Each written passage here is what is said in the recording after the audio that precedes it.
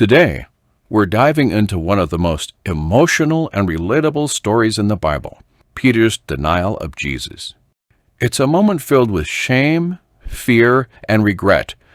Imagine being in Peter's shoes, a trusted disciple of Jesus, someone who witnessed his miracles, heard his teachings, and vowed loyalty.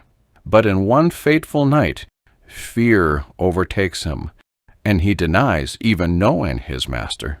It's a powerful story of accusations, redemption, and the transformative power of grace. The story takes place during one of the darkest nights in Peter's life. After Jesus is arrested and taken to the high priest's house, Peter follows at a distance. He ends up in a courtyard surrounded by strangers, many of whom are hostile to Jesus and his followers. You can almost feel Peter's tension.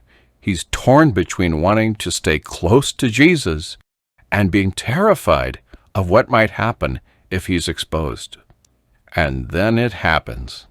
A servant girl notices Peter and says, "This man was also with him." It's a public accusation. And Peter's response? "Woman, I do not know him."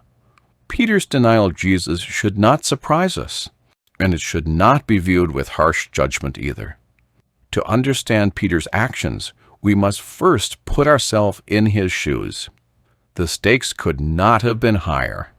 Admitting to being one of Jesus' disciples was a life-threatening decision that could have led to Peter's arrest, torture, and possibly crucifixion alongside his teacher. Now consider this. God created us with an innate drive to protect ourselves when we feel threatened. This self-preservation instinct is not a flaw. It's an essential part of our design as human beings. It is literally wired into our very bodies through the vagus nerve, a key component of our autonomic nervous system, which governs how we respond to danger. For Peter, this God-given system would have been on high alert as the accusations against him mounted in the courtyard.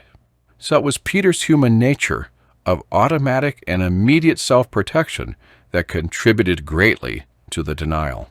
Notice that the other apostles were in hiding. They were all like Peter. It was only after the spiritual fire of the Pentecost that transformed their very being that they could preach the truth, even at the cost of martyrdom. Now back to Peter. Another person sees him and says, "You are also one of them." And again, Peter denies it, saying, "Man, I'm not." But now the pressure is mounting. He's denied Jesus twice, and then a third time, another denial. And at that exact moment, the rooster crows. Peter is overwhelmed by shame. He's not just disappointed in himself. He feels exposed, humiliated, and unworthy.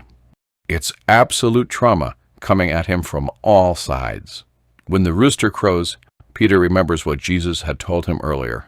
"Before the rooster crows today, you will deny me 3 times. Jesus turns and looks at Peter. It's a moment of truth. But that look from Jesus, it wasn't one of anger or judgment. It was a look that said, "I understand." And that's what breaks Peter. He realizes the depths of his spiritual shortcomings, and he runs out, weeping bitterly.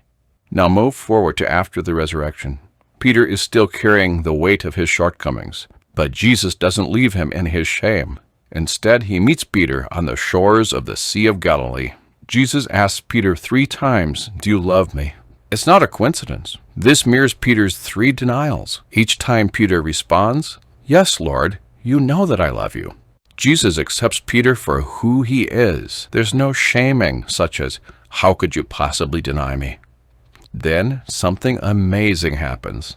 Jesus gives Peter a mission. Feed my sheep. In this moment, Jesus restores Peter. Jesus met Peter in his weakness exactly where he was and gave him a mission and a new purpose, which is the key to Peter's healing. Think about it. Peter went from denying Jesus to becoming the rock of the early church. That transformation happened because Jesus knew Peter's God-given automatic response was to protect himself no matter what, during that time of his life. And the same held true for the other apostles. And the same is true for us.